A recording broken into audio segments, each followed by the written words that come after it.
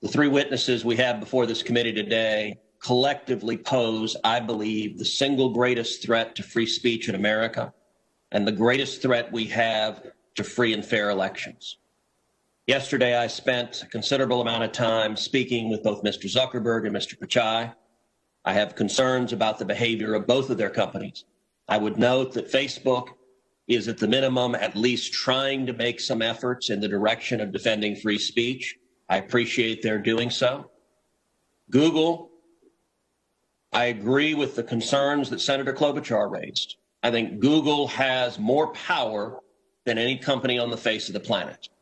And the antitrust concerns are real. The impact of Google is profound. And I expect we will have continued and ongoing discussions about Google's abuse of that power and its willingness to manipulate search outcomes to influence and change election results. But today, I want to focus my questioning on Mr. Dorsey and on Twitter. Because of the three players before us, I think Twitter's conduct has by far been the most egregious. Mr. Dorsey, does Twitter have the ability to influence elections? No. You don't believe Twitter has any ability to influence elections? No, we are one part of a broad spectrum of communication channels that people have. So you're testifying to this committee right now that Twitter, when it silences people, when it censors people, when it blocks political speech, that has no impact on elections?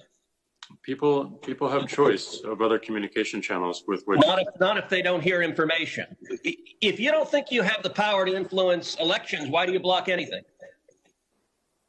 Well, we have policies that are focused on making sure that more voices on the platform are possible. We see a lot of abuse and harassment, which ends up silencing people and having them leave from the platform. All right, Mr. Dorsey, I find your opening questions, your opening answers absurd on their face. But let's talk about the last 2 weeks in particular. As you know, I have long been concerned about Twitter's pattern of censoring and silencing individual Americans with whom Twitter disagrees. But 2 weeks ago, Twitter, and to a lesser extent Facebook, crossed a threshold that is fundamental in our country. 2 weeks ago, Twitter made the unilateral decision to censor the New York Post in a series of 2 blockbuster articles, both alleging evidence of corruption against Joe Biden, the first concerning Ukraine, the second concerning communist China. And Twitter made the decision, number one, to prevent users, any user, from sharing those stories. And number two, you went even further and blocked the New York Post from sharing on Twitter its own reporting. Why did Twitter make the decision to censor the New York Post? We had a hack materials policy that we... When was that policy adopted? In 2018, I believe. In 2018, go ahead. What was the policy? So the policy is around limiting the spread of materials that are hacked. We didn't want Twitter to be a distributor for hacked materials. We found that the New York Post, because it showed the direct materials, screenshots of the direct materials, and it was unclear how those were attained, that it fell under this policy. Now, so in your view, if it's unclear the source of a document, and in this instance, the New York Post documented what it said the source was, which it said it was a laptop owned by Hunter Biden that had been turned into a repair store.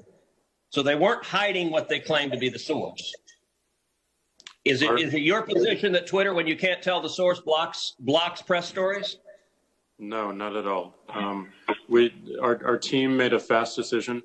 The enforcement action, however, of blocking URLs, both in tweets and in DM, in direct messages, we believe was incorrect. And we changed it. Today, right now, the New York Post is still blocked from tweeting 2 weeks later. Yes, they have to log into their account, which they can do at this minute, delete the original tweet, which fell under our original enforcement actions, and they can tweet the exact same material in the exact same article, and it would go through. So, Mr. Dorsey, your ability is you have the power to force a media outlet. Let's be clear. The New York Post isn't just some random guy tweeting. The New York Post has the 4th highest circulation of any newspaper in America. The New York Post is over 200 years old. The New York Post was founded by Alexander Hamilton. And your position is that you can sit in Silicon Valley and demand of the media that you can tell them what stories they can publish and you can tell the American people what reporting they can hear. Is that right? No, this was a, every person, every account, every organization that signs up to Twitter agrees to a terms of service. Terms of service is so public. Media outlets must genuflect and obey your dictates if they wish to be able to communicate with readers. Is that right? No, not at all. We recognized an error in this policy, and specifically the enforcement. You're still blocking their posts. You're still blocking their posts. Right now, today, you're blocking their posts. We're not blocking the post. Anyone can tweet. Can the New York Post post on their Twitter account? If they go into their account. No is your answer to that. No, unless they genuflect and agree with your dictates. Let me ask you something. You claimed it was because of a hacked materials policy. I find that facially highly dubious and clearly employed in a deeply partial way. Did Twitter block the distribution of the New York Times' story a few weeks ago that purported to be based on copies of President Trump's tax returns? We didn't find that a violation of our terms of service in this policy in particular because it was reporting about the material. It wasn't distributing the material. Okay, well, that's actually not true. They posted what they purported to be original source materials, and federal law, federal statute makes it a crime, a federal felony, to distribute someone's tax returns against their knowledge. So that material was based on something that was distributed in violation of federal law, and yet Twitter gleefully allowed people to circulate that. But when the article was critical of Joe Biden, Twitter engaged in rampant censorship and silencing. And again, we recognized errors in that policy. We changed it within 24 hours. This is. But you're still blocking the New York Post. You haven't changed it.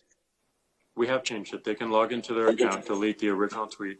That was you forced a Politico reporter to take down his post about the New York Post as well. Is that correct? Within that 24-hour period, yes. But we, as the policy has changed, anyone can tweet. So Twitter takes the view you can censor the New York Post, you can censor Politico, presumably you can censor the New York Times or any other media outlet. Mr. Dorsey, who the hell elected you and put you in charge of what the media are allowed to report and what the American people are allowed to hear? And why do you persist in behaving as a Democratic super PAC, silencing views to the contrary of your political beliefs? Let's give